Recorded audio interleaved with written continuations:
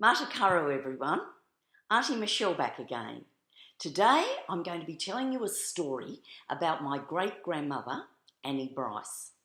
Annie was born in an Aboriginal campsite at Old Penola Station at Penola in South Australia, a long time ago.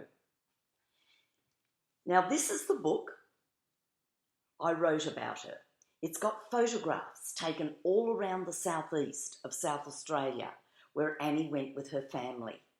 It's written in English and also in Boandik, the Boandik people's language.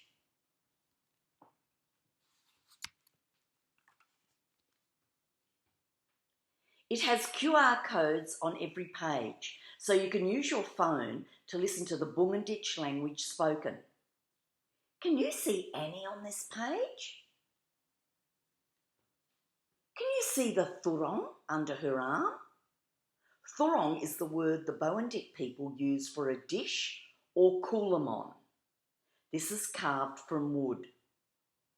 Annie also has a buturu kiryo over her shoulder. Can you see that? What do you think that's made from? The Aboriginal women and girls made these from grasses and reeds, and in the story today you will see Annie standing near the reeds and rushes. What clothes is Annie wearing? Did I hear someone say a skirt? When Annie was a little girl and lived with her family group in the bush, the Boandik people did not wear any clothes. They sometimes used animal skins as little skirts or to put around their necks like scarves. Annie is wearing the possum skin around her waist. Possum is kuramu. Can you say that word? Kuramu. Let's try it again. Kuramu. Well done.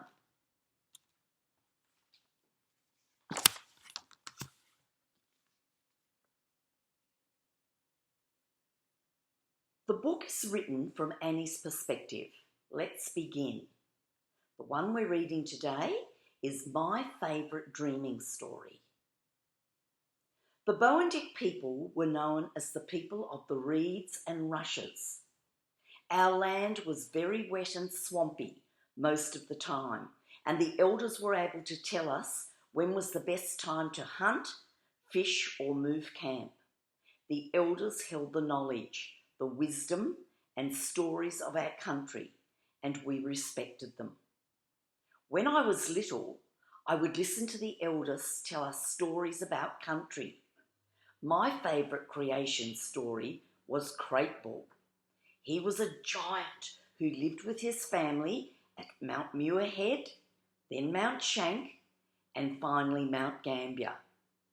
Lucy, my sister, and Tommy, my half-brother, and I loved hearing old Jackie tell that story around the campfire. Now, one of the videos I've made recently was about Craitbul. Do you remember that one?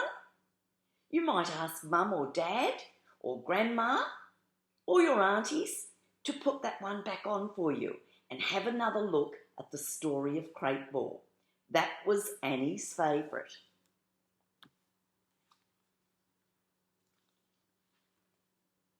The final story from my book today is about the Blue Lake, or Warwar, here at Mount Gambier in South Australia. Annie tells us how she felt about the first time she saw the Blue Lake. Remember, when Annie was little, the only way Aboriginal people could travel was by foot. It would have taken the family many days to walk from Penola, or Pianula as they called it, to Mount Gambier, or Berrin. I remember the first time I saw the Blue Lake. We had been walking for days. My feet were sore, and when I saw the steep mountain covered in trees, I fell to the ground, exhausted. The Blue Lake was blue, a brilliant blue I had never seen before in any lagoon or waterhole. I remember that this was the first oven Craitbul had dug when he brought his family to Mount Gambier. I now knew how big giants actually were. And you can see there, Annie's looking at the blue lake and she can see what a deep, deep oven Craitbul dug. So if he dug one that deep, he must have been very, very big. So that's our story today about Annie's story, growing up strong on Boandik country. Woo woo from Aunty Michelle. See you next time.